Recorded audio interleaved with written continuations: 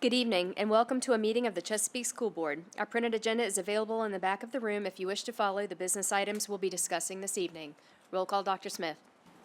Mr. Elijah Colon, Mr. Colon will be here momentarily. Miss Malia Huddle. Here. Mr. Mike Lamonia, Here. Mr. John McCormick, Here. Mr. Norman Poole, Here. Mr. Daniel Stoller, Here. Mrs. Amanda Walker, Here. Mrs. Kim Scott, Vice Chair, Here. Mrs. Angie Swigert, Chair. Here. The next item is the adoption of the agenda. Does the superintendent or any board member wish to add or delete an item from the agenda? Thank you, Madam Chair. I have no amendments for the agenda, but we will need a closed session for real estate matters, legal matters, and personnel matters. I'll entertain a motion for approval. Moved by Mr. McCormick. Is there a second? Seconded by Mr. Poole. Is there any additional discussion? All those in favor, please signify by saying aye. All opposed? Dr. Smith. Motion carries with all board members present voting yes. We will now go into the closed portion of our meeting. I'll ask Vice Chair Scott to read the language to take us into closed session. Chair Swigert, I move that the board should convene in closed session pursuant to the Code of Virginia, Section 2.2-3711, subsections A1, A3, and A8 for discussion and consideration of personnel matters related to the performance of specific employees, real estate matters to include the acquisition and disposition of publicly held property, and consultation with legal counsel regarding specific legal matters. Is there a second? Seconded by Mr. Lamonia. Is there any discussion? All those in favor, please signify by saying aye. All opposed? Dr. Smith. Motion carries with all board members present voting yes.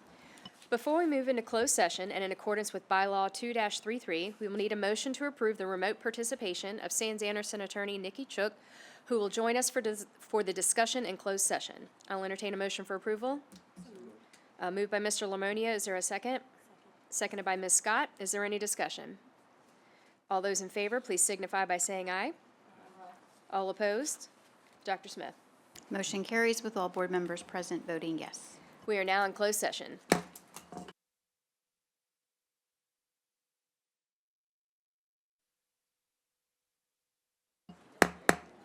Vice Chair Scott, would you please read the statement to bring us back into open session? Yes, Chair Swigert, I move that the record shows that the only items discussed in the closed meeting were those specifically cited in the motion to convene into the closed meeting and those lawfully exempted from statutory meeting requirements. Is there a second? Seconded by Mr. Lamonia. Is there any discussion? All those in favor, please signify by saying aye. All opposed? Dr. Smith. Motion carries with all board members voting yes. Dr. Cotton, do you have any items resulting from closed session? Madam Chair, no items resulting from closed session today. Thank you. We will now move on to the invocation and the Pledge of Allegiance then. At this time, I'd like to call upon Reverend Sarah Locke from Hickory United Methodist Church to provide tonight's invocation. Afterward, I'll ask Penelope Volk, a 5th grade student from Butts Road Intermediate, to lead us in the pledge. Please stand as you are able.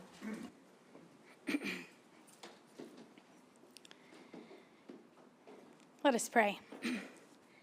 Gracious and loving God, we pause before you at the beginning of this meeting, and we give you thanks. We thank you for the gift of education, for teachers and staff and administrators and families who pour into the lives of our children each day, and for these leaders gathered here who carry the responsibility of guiding our schools. So we pray for your wisdom this evening, wisdom that is rooted in compassion and justice and a vision for the flourishing of every student. Give patience in discussion, clarity in decision-making, and courage to do what is right, even when it's hard. Bless the work of this board, that their efforts may create safe, strong, and nurturing schools where every child is valued, encouraged, and equipped to thrive. We ask all this in your holy name. Amen.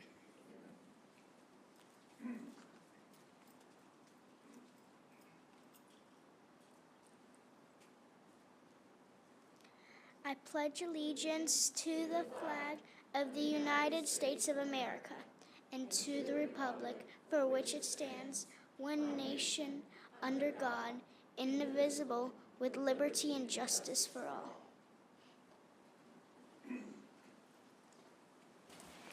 Thank you so much to Reverend Locke and to Penelope and your mom and Principal Connolly for being here with us tonight. Thank you. We hope you have a great evening. Next up, under awards and recognitions, we will meet the 24-25 VHSL Spring Champions for Chesapeake. Over to you, Dr. Smith. Thank you, Chair Swigert. We are very excited tonight to recognize a special group of students. These are our Spring Chesapeake champions for the VHSL, so I'd like to invite Mr. Paul Wilson, who is our Director of Student Support Services, to the podium, and he will facilitate the awards for these students.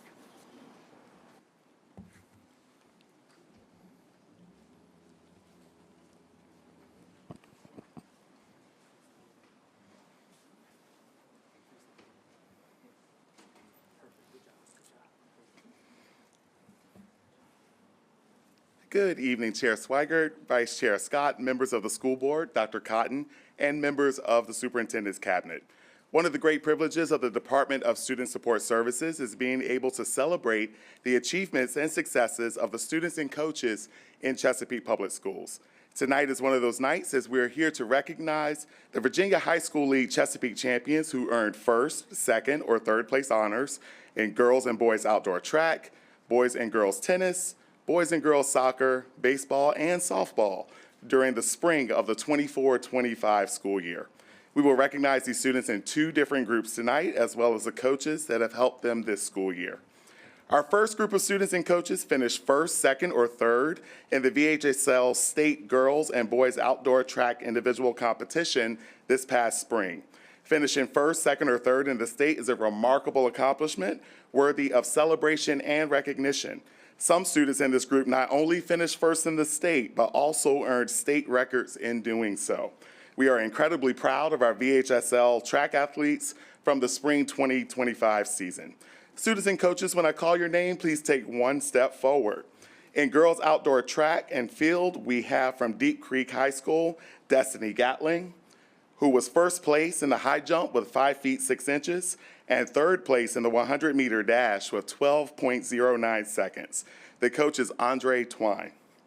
From Grassfield High School, we have Caitlin Bullock, who was first place with a state record of 48 feet and 6.75 inches in the shot put, and also a state record in the discus throw, first place at 162 feet and 3 inches. The coach is Leroy Harper Jr.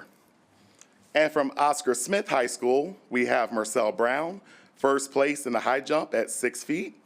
Tiara Jenkins, third place in the 300-meter hurdles at 43.03 seconds. And Shakayla Lavender, first place in the 300-meter hurdles, 41.97 seconds. The coach is Stan Holloway. In boys outdoor track and field, we have from Great Bridge High School, Quantavious Tillman, first place in the 100-meter dash at 10.71 seconds, and second place in the 200-meter dash at 22.04 seconds. The coach is Bill Volkman. From Hickory High School, we have Tristan Fancher, third place in the 1,600-meter run at 4 minutes and 24.94 seconds. Tristan Fancher, Jonathan Baum, Taylor Trago, Zachary Schubert at the 4x800 relay, second place, 7 minutes, 59.34 seconds, and the coach is Judson Sarver. From Grassfield High School, we have Samuel Blunt, who was first place with a state record of 65 feet, 4.25 inches in the shot put, and he had third place in the discus throw at 176.07 feet. Mason Rafter was third place in the pole vault at 14.03 feet. The coach is Leroy Harper Jr. And from Western Branch High School, we have Bryce Smith, third place in the 100-meter dash at 10.8 seconds. The coach is Yolanda Gaston Golden. If there are any family members or supporters in the audience here to celebrate the accomplishments of these state winners, please stand at this time to be recognized by the board.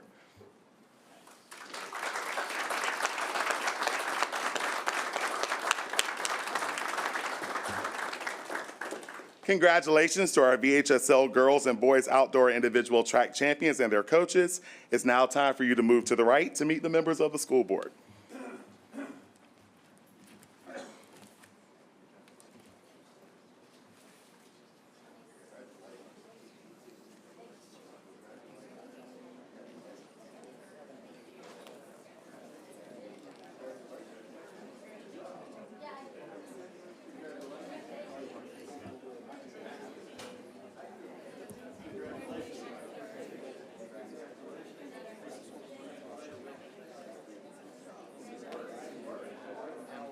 Perfect.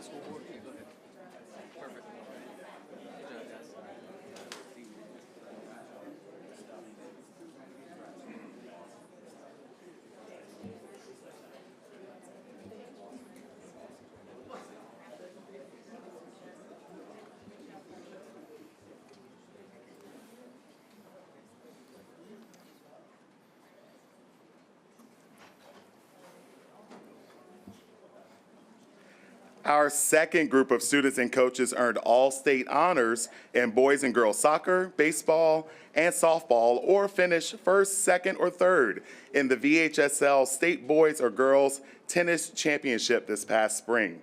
This group also includes a State Player of the Year and 2 State Coaches of the Year. Students and coaches, when I call your name, please take one step forward. In boys and girls soccer, we have Nicholas Paniotto from Great Bridge High School. He's the first team and the player of the year, and the coach is Royden Wright. In girls soccer all-state, we have Sasha Daniel from Western Branch High School, first team, Jada Sutton, Western Branch High School, first team, and the coach is Adam Smith. In boys and girls tennis, we have James Jensen from Hickory High School, Class 5, third place in singles. James Jensen and William Catchmark from Hickory High School were Class 5, second place in doubles, and the coach is Mark Pierman. In girls tennis, we have Chase London from Great Bridge High School, Class 5, second place in singles. Chase London and Kayla Kennedy from Great Bridge High School were the Class 5, second place team in doubles, and the coach is Andrea McChesney. In baseball, for baseball all-state, we have Braden Bachman from Hickory High School, first team all-state. Henry Kraft is the coach. We have Casey Kadire, Great Bridge High School, first team all-state. The coach is Sean Todd. And in softball, we have softball all-state Class 5, Nina Goebel from Great Bridge High School, first team. Mark Rutherford is the coach. We have Taylor Ryan, Hickory High School, first team. Shane Smith is the coach. And then we have Kirk Clayton, Great Bridge High School, who was the coach of the year for the state. In softball all-state, we have Haley Bandura, Western Branch High School, first team. Marissa Bernheimer, Western Branch High School, first team. Kaylee Taylor, Western Branch High School, first team. And Sarah Wright, Western Branch High School, coach of the year for the state. If there are any family members or other supporters in the audience here to celebrate the accomplishments of these state winners, please stand at this time to be recognized by the board.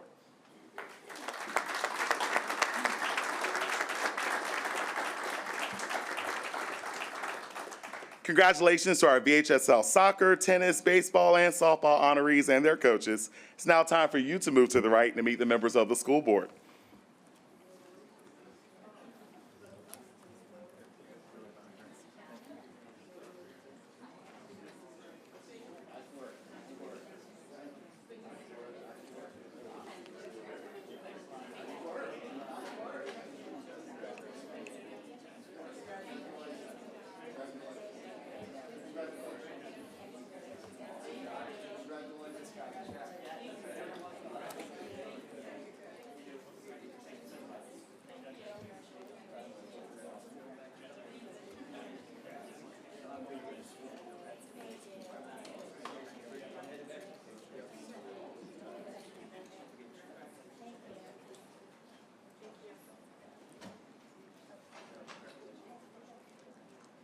Thank you, Madam Chair. This concludes my presentation for tonight. Thank you so much, Mr. Wilson. We will now move to the hearing of citizens. Dr. Smith, are there any citizens who have requested time to speak this evening? Yes, Madam Chair, we have 2 citizens requesting time. Thank you. During their allotted time, speakers should observe our rules of decorum and know that expression of concerns and criticism on matters of school policy and operations is welcome. However, speakers must deliver their own remarks and may not play pre-recorded messages. I want to thank those speakers who have signed up to address the board this evening. As a reminder, there are 2 ways that citizens can request time to speak at our meetings. You can call the clerk's office before 12 noon the day of the meeting, or sign up to speak prior to the start of the meeting. All in-person requests to speak must be submitted to the deputy clerk at least 5 minutes prior to the published meeting start time. Each speaker will have 3 minutes to address the board.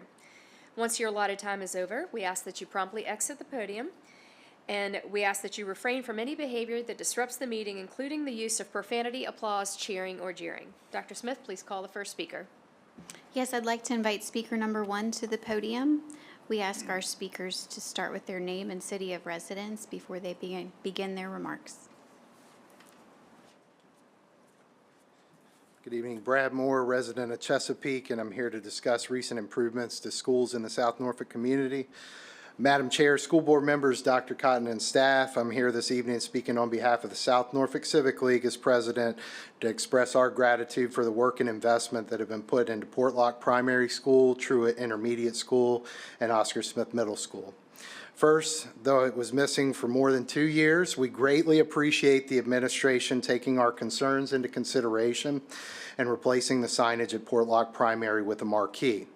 As when we made the original request, members of our community still feel that the marquee presents one of the most cost-effective ways for the school to communicate with our community, especially those who may be impacted by school activities but don't have students in the school. It took quite a while, but the new sign looks great, and again, we appreciate it. Second, and this one moved remarkably quicker, we want to recognize Frankie and Rhonda Bridgman for their investment in our community school at Truett Intermediate School. The landscaping around the perimeter of the building, the outdoor seating, and the brand new fencing installed all do much to enhance the character of the school and demonstrate why it is one of the remaining jewels in the South Norfolk Historic District. The fencing provides additional security for students playing in the field out back, but it's also worth noting that the materials and design comport with the Historic District guidelines, which is no small task. So while we appreciate Mr. Doug Parks for acting as agent for the school administration throughout this improvement process, none of it would have been possible if it were not for the selfless generosity of Mr. and Mrs. Bridgman. Last, I had the pleasure of attending a ribbon cutting ceremony for the brand new lab school located at Oscar Smith Middle School. I understand everybody's got busy schedules, but it was nice to see who could make it. Nevertheless, I wanted to express our appreciation for this investment in our younger community members on behalf of the Civic League. Now I get to talk as the parent of a student at Smith Tech. However, I wanted to let you all know this has probably been one of the most positive first few weeks since our youngest daughter started kindergarten. I probably just jinxed myself for the duration of the school year, but it's absolutely true. In the interest of full disclosure, I'm also a two-time graduate of Old Dominion University, but I truly look forward to watching this relationship between ODU and CPS blossom to the benefit of those Smith Tech students. So to conclude, we at the South Norfolk Civic League appreciate all the time, money, and effort being invested in our community schools, especially from the folks like the Bridgmans, and we stand ready to facilitate future investments in our community schools. Thank you for your time. Speaker number 2, it's your turn at the podium. Please state your name and city of residence before you begin.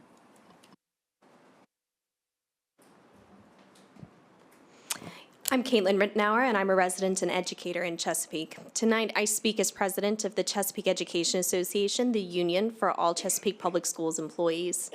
CEA recently sent out a survey to all CPS employees asking how their school year is going so far, and overall response has been negative. Employees are overwhelmed with the many changes this year. VALs, training and testing, MTSS, SRPs, Canvas templates, lesson plan templates, PLC templates and expectations, resource rotations, new job expectations, new schedules, UKG, dress codes, student behavior, AI guidelines, special education caseloads, benchmark tests, and new technology expectations are just a few of the things we've heard about, and many of these concerns are widespread. And it's not that educators don't want to do these things. Many responses acknowledge that the changes will eventually bring benefits. It's that right now, it's a lot to do all at once at an already hectic time of the year. We ask for grace from our administration and the community as educators get settled into the school year with our students.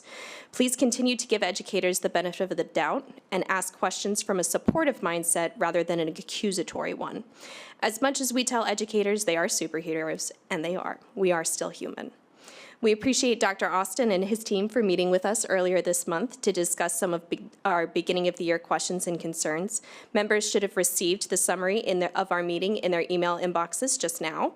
We would look forward to working together this year to bring clarity and support to our educators.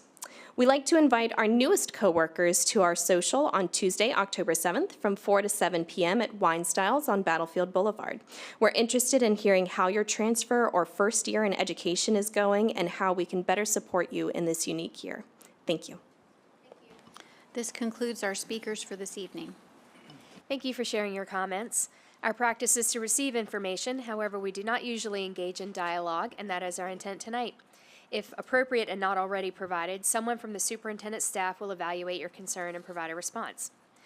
We will now consider the consent agenda. I'll entertain a motion for approval.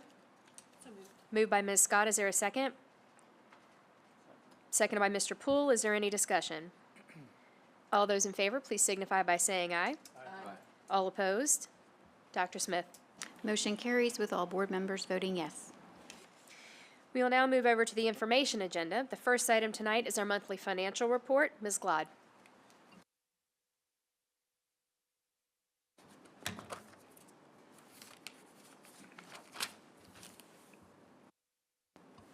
Thank you, Chair Swigert. In this evening's board documents, we've included the unaudited financial report for fiscal year 2024-2025. I am pleased to report that the total realized operating revenue is $651.2 million, exceeding the adjusted budget by roughly $7.7 million. The primary driver of the variance was a $4 million overage in federal revenue due to greater than expected impact aid and Medicaid reimbursements. State and local revenues exceeded the budget by about $3.6 million. Total expenditures for the period were $643.5 million, or about $93,000 less than the budget. Expenditure savings from unfilled positions helped to offset greater than anticipated non-personnel costs. Favorable variances in revenue and expenditures are mandated to return to the city as a reversion. Upon completing the external audit, we anticipate a reversion of $7.8 million. At a future board meeting, we'll formally request the city to reappropriate these funds back to the school system as part of planning for fiscal year 25-26. The school board approved a budget transfer authorization of $10 million at the May 19th board meeting. The actual end-of-year budget transfer were within this authorization at $7,670,000. The unaudited financial report includes a full accounting of the recommended transfers. This concludes the financial report for this evening. I'm happy to answer any questions you guys may have. Thank you. I see no questions at this point. However, our next item on the information agenda is the UKG implementation update, which is right back to you. Thank you. All right. Well, good evening, Chair Swigert, Vice Chair Scott, and school board members. This evening, I'll be sharing an update on UKG, focusing on our recent achievements and the positive changes we've made to improve the employee experience and streamline our operations. I'll also talk about how we're addressing challenges and managing changes with robust supports to help us through the transition to this new system. Finally, I'll outline what's coming next for us. The recent deployment of UKG on June 30th marks a significant milestone as the system has changed how we manage the employee experience from hire to retire. The initial phase of deployment was the transition of tracking time and attendance, candidate applications, and onboarding of new hires through UKG, all crucial steps in modernizing our internal processes. The following payroll periods, July 11th and 25th, were big milestones as they marked the first successful processed payments for 12-month employees and those 10-month employees paid over 12 months from the previous fiscal year. The July 11th payroll used the old timekeeping system's time and attendance, but the July 25th payroll used UKG's time and attendance. Our next big milestones were on September 5th and 19th, which was when the system began to include 10-month employees who previously opted for a 10-month pay schedule, as well as greater number of part-time employees and new hires. The September 19th payroll marked benefit deductions resuming for all employees after the summer deduction holiday. The benefits of our new system are already clear. employees now have a better understanding of their pay and deductions, which makes it easier for them to see how much money they actually take home. The system also allows employees to take charge of reviewing and submitting their work hours, which helps ensure accuracy and ownership. For salaried employees, the process of checking in has been simplified to a single punch-in to let their supervisor know that they are here for the day. All employees can now clock in and out using their mobile devices, physical time clocks, or their work computers. This makes it more convenient for everyone. Additionally, employees can easily update their direct deposit information and tax details, giving them more control over their finances. We've also made significant improvement to how candidates apply for jobs with us. Our HR team can now connect with applicants in a more personal way, focusing on the human aspect rather than just the technology. At our job fair in early September, 90 people attended and had the opportunity to submit their applications. Many applicants mentioned how easy and modern our process is, and they expressed excitement about the possibility of joining our team. In total that day, we received 232 applications. Our operations have also seen some exciting improvements. We've introduced a new pay schedule that allows employees to receive their pay every 2 weeks after they have completed their work. This means that payday happens regularly and predictably, and it sets the stage for less pay errors. On top of that, we have upgraded our HR, payroll, and benefits processes by combining them into one system. This change has replaced several different systems we were using before, making everything run more smoothly and efficiently. To give you an idea of the magnitude of UKG, let's take a look at payroll. During the summer, we processed around 5,700 paychecks every payday, and that number increased to about 6,600 paychecks right after the school year began. Additionally, UKG is used by all employees in our division. In just 30 days, there were approximately 420,000 logins into the system.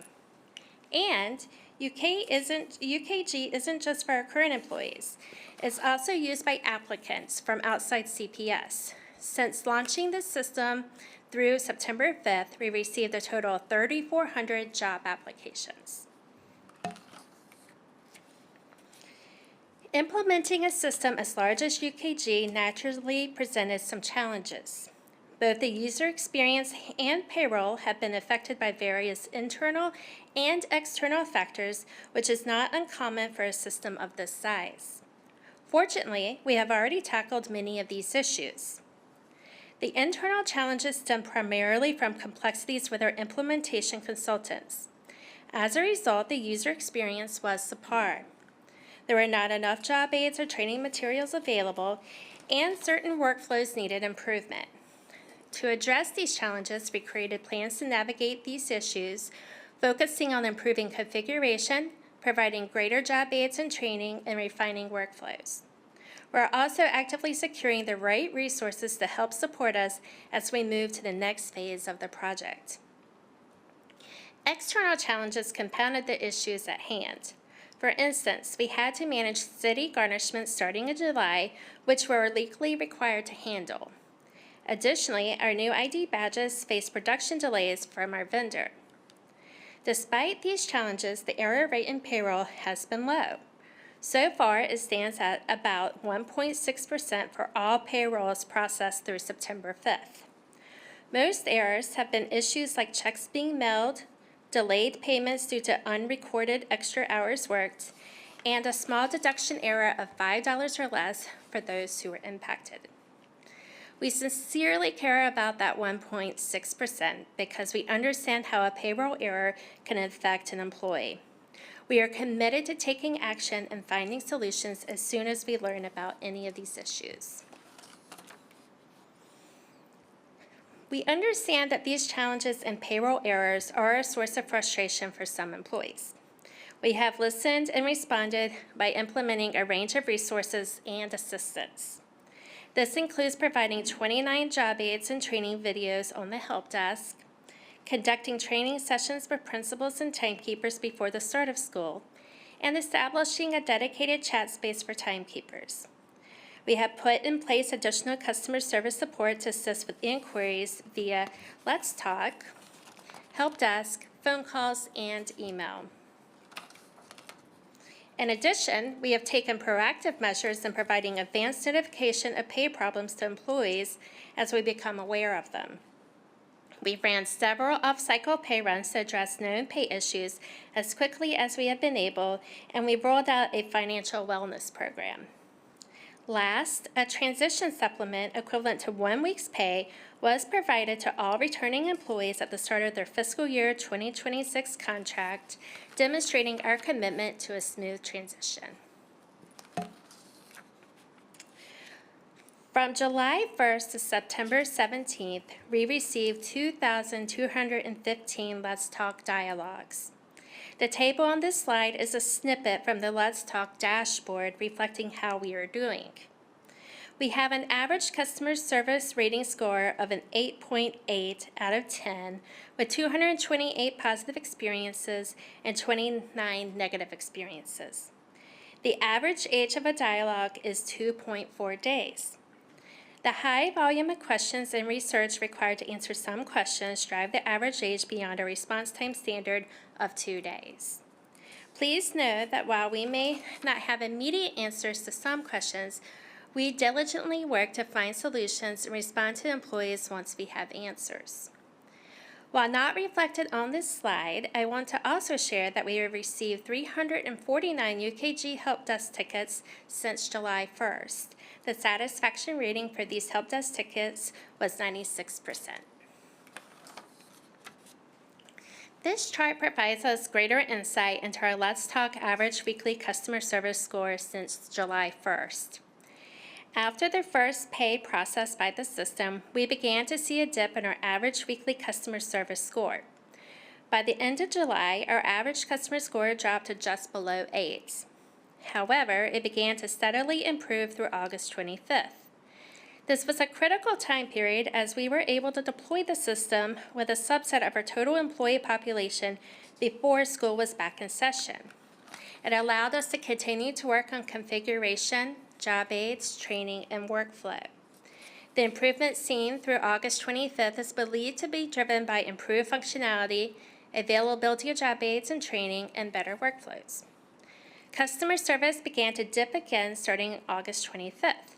This timing coincides with when school staff returned from summer break. These returning employees were learning how to use UKG to track their time and attendance and submit their time cards just like when we initially deployed the system to the smaller group in early July. We anticipate that the average weekly customer service score will begin to smooth as we fine-tune configuration and our workflows over the coming months.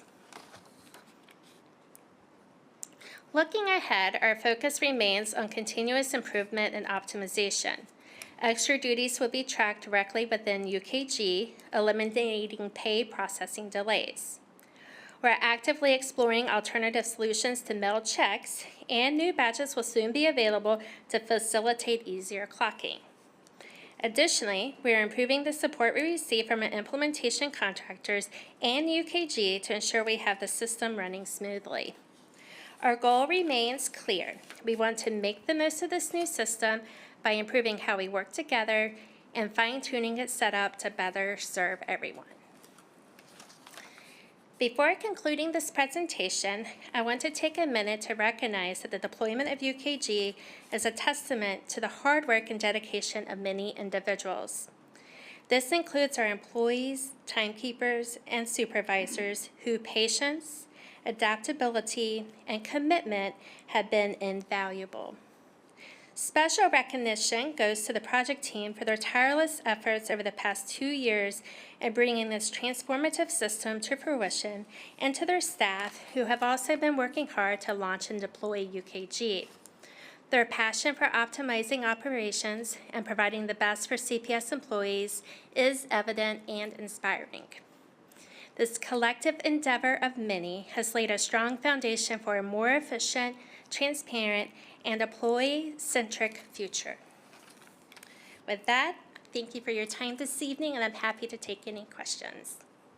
Thank you, Ms. Glad. I certainly want to open with saying thank you to you, to the IT team, the HR team, to everybody that was involved, because I know that this type of undertaking is massive and complicated, and there's virtually no chance that this type of thing ever goes bump-free. And to know that we've managed to navigate it with as minimal upheaval as possible. There's no good time to do this kind of transition, but it was both absolutely necessary and long overdue, to say the least. So to see the commitment to making sure that the team is navigating this and supporting our staff as much as humanly possible, with a commitment to customer service from the standpoint, is something that we are pleased to see, I know, and appreciate. And I know Ms. Scott would like to add a thought, and I'll open it to anybody else who has one. My sentiments echo Chair Swigert. I think it's perfectly, reasonable to expect some hiccups in the rollout of something this big. But I'm incredibly impressed that it's only 1.6%. But like you said eloquently, that 1.6% matters. And so I really appreciate you taking the time to explain those errors and then the corrections that were made, because that 1.6% is important, and I know that any error in payroll can be very stressful for a family. So I appreciate your efforts in correcting any errors that happened. Thank you. Thank you. Ms. Walker. Yes, just a quick question, and it may not be for you, so you feel free to redirect it. But as we're tracking some of the challenges that we're facing, do we have a view potentially of how many of those are tied to product defects that UKG owns? And do we feel we have ample support from the vendor to address those in a timely fashion? I will let Dr. Faust address that. Well, thank you, Ms. Glad. I appreciate that. Ms. Walker, what I would say is we have a couple of open items lists, and they take a couple of different forms. We have our own internal list that we're tracking. We also have a list with our implementation team and our integrators who work directly with UKG. Interestingly enough, there's about, I'm going to say from our meeting this morning, there's probably about 8 to 10 of those. None of them are platform defect related. They are remaining to be configured, and are right now, we're directly connected with both our implementation team as well as the UKG upper level support team, and working through those final things to get to completion of this phase 1 of the project. So yes, we track very closely, but as of right now, we don't have a material defect issue with UKG. Okay, thank you. Yeah. I see no additional questions this time, so thank you. Thank you. The last item on the information agenda tonight is the national opioid settlements. Dr. Smith? Thank you very much, Madam Chair. Tonight, I've prepared 2 resolutions that are on the information agenda for your consideration. The first relates to Chesapeake Public Schools' participation in the proposed national settlement of opioid-related claims against several pharmaceutical manufacturers. The second resolution ratifies our participation in the settlement of opioid-related claims against regional supermarket pharmacy Kroger Company, and confirms the authorization to execute all necessary documents for its participation. We're asking the board to review these items, and we'll be requesting action at our next board meeting. Thank you. I see no questions on this matter. We will move on to the action agenda. The only item this evening is the legislative agenda. Back to you, Dr. Smith.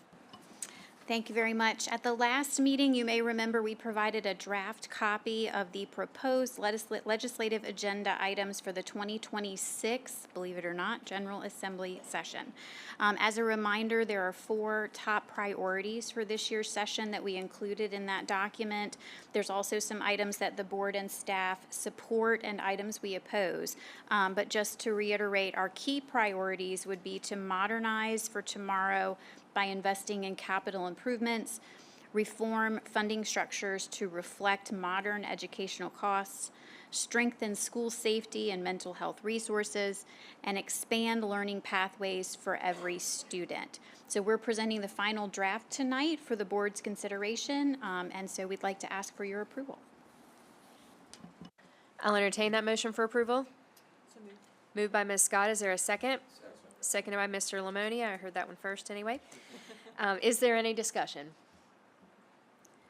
All those in favor, please signify by saying aye. All opposed? Dr. Smith. Motion carries with all board members voting yes. Thank you. This completes my item. Thank you. We will now move on to the superintendent's report. Dr. Cotton. Thank you, Madam Chair and members of the board. Chesapeake Public Schools is celebrating Hispanic Heritage Month from September 15th through October 15th, and we'll also be celebrating Virginia Farm to School Week, October 6th through the 10th. I would also like to mention for the public that we've actually offered to host this year's first joint meeting with City Council here in this building. That meeting was originally scheduled to occur earlier this month, but as you know, we had to reschedule that to October 30th. We're looking forward to collaborating with the members of our City Council to support our school community. And again, that meeting will take place on October 30th. I want to say 5 p.m. Am I correct? Yes, thank you. All right, with that, I'll move on to the superintendent spotlight for this evening. It's safe to say that we are finally back in the swing of things. It's hard to believe that we are already on week 4 of the new school year, but it's not so hard to believe that our district has been up to amazing things as we continue to roll along. I'm excited to share some of these fantastic things with you tonight. Just a few days ago, Oscar Smith Middle School celebrated the official dedication of Smith Tech School of Computer Science, Innovation, and Design by cutting the ribbon to officially open the program. The inaugural year of Smith Tech is off to a great start, and it was awesome to be greeted with such enthusiasm by all of the Smith Tech students. In case you can't read it, the students wore shirts that read, "We are the beginning. We are Smith Tech." And I couldn't be more proud of the way the kids are embracing their new program. Congratulations to Oscar Smith Middle, Dr. Turk, the principal there, and Dr. Sapika, who serves as our coordinator for the program, and our partners at Old Dominion University for seeing all of your hard work become a reality. I can't wait to see all the amazing things that are on the way for Smith Tech. Take a look at some of the highlights from their ribbon-cutting ceremony.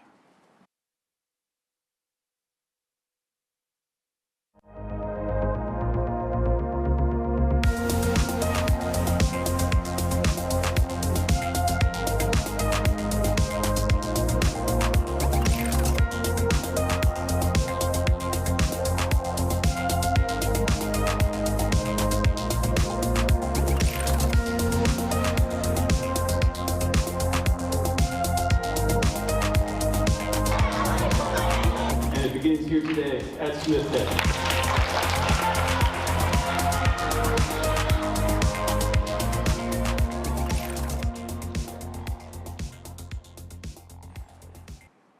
It was certainly great to see all those smiling faces, and I was impressed to see all that they've already done, and they've only been in school for a few weeks. Board members, if you want to take a trip over there to see what's going on, certainly let us know. Sparrow Road Intermediate brought us even more smiles during their school rules pep rally. The administration at SRI put an exciting spin on this year's Positive Behavior Interventions and Supports Assembly, turning a day full of information into an energetic event. Together, Mr. Triolet and his staff incorporated PBIS into a Minute to Win It themed competition, and the students and staff battled it out to crown a champion. The motto for their school, yes, this school year is Braves Rise Every Day in Every Way. And they used the acronym RISE, Responsibility, Integrity, Safety, and Engagement, as a guide for expectations throughout the school year. I love seeing our schools use creative and interactive ways to teach, and I'm sure the 4th and 5th graders at Sparrow Road enjoyed the fun spin on these important topics. The 5th graders in all, I'll say that again, the 5th graders in all of our schools got to experience an exciting day of learning with this year's NAS Oceana STEM Day. 5th graders from all 20 of our elementary and intermediate schools took a field trip to the Naval Air Station Oceana, where they participated in a day filled with science, technology, engineering, and math.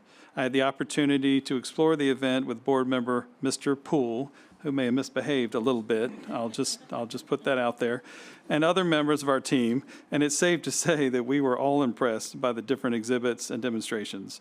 I think Air Show Day is one of the coolest days of the year, seeing so many of our kids experience new things and new fields. It always makes me happy to see so many of our students immerse themselves in STEM, knowing that it has the potential to open up new doors for them as they grow. I want to shout out to all of our students from our high school academies at Oscar Smith High, Deep Creek, as well as Grassfield for putting on their awesome interactive displays. They had a great time at the event, and you sure did have the attention of all the fifth graders that day, as well as the adults. As always, thank you to NAS Oceana and everyone involved in making this year's STEM Day field trip another success. In honor of the 24th anniversary of the September 11th attacks, students from Grassfield High School visited the Flight 93 National Memorial in Shanksville, Pennsylvania. The Grizzlies, in partnership with the Gary Sinise Foundation, made the trip to the site of the Flight 93 crash and took in the impactful sights, sounds, and stories of that tragic day in 2001. Our students came back with stories that inspired me, and I'm so proud of the Grassfield students for connecting with history in such a powerful way, and thank you to their teachers who created this opportunity for the students. Take a look at the stories from their visit. Hello everyone, Gary Sinise here, welcoming the students, staff, and chaperones of Grassfield High School. It is my hope that you will never forget what happened on September 11, 2001. It was a day that we all suffered loss. We lost friends, we lost family members. We talk about things like 9/11 and Pearl Harbor, but if your generation isn't connected to that, it's hard to truly get a real understanding of what it means and how it impacted people. So this is a multifaceted opportunity for students to contribute to history. But part of the opportunity was a field trip to visit the Flight 93 crash site. When we started at the actual memorial site, we were told that the sidewalk we were standing on was representative of the flight path that the plane took. So everything at the memorial lines up down that flight path all the way to the boulder that now marks the crash site for the nose piece of United Flight 93. When we went into the museum, there were parts where you could listen to the phone calls that the people made. I only have a minute. I'm on United 93 and it's been hijacked by terrorists who say they have a bomb. We've hatched a plan. 4 of us are going to rush the hijacker with the bomb. After we take him out, we'll break into the cockpit. We'll get him, and we'll take him out. Mostly, I just wanted to say I love you. It put a voice to a name and to information, to a life. One of our guides said that the best way to carry on the memory is to tell people this story and to say their names. Yes. So when you leave here, I ask you to share your story. We had the students stand in a circle, and so they went around in the circle, and each student spoke the name of everybody on that plane. In that moment, I felt like it let me think fully of what this life has to offer and to always want to make an impact on people's lives, just like this moment did for me. There were moments of tears, there were moments of awe. I think most importantly though, there were moments of connection. I think it really brought into light what 9/11 truly meant to people and how it transformed our country. Probably the biggest lesson that I probably learned is just don't take life for granted.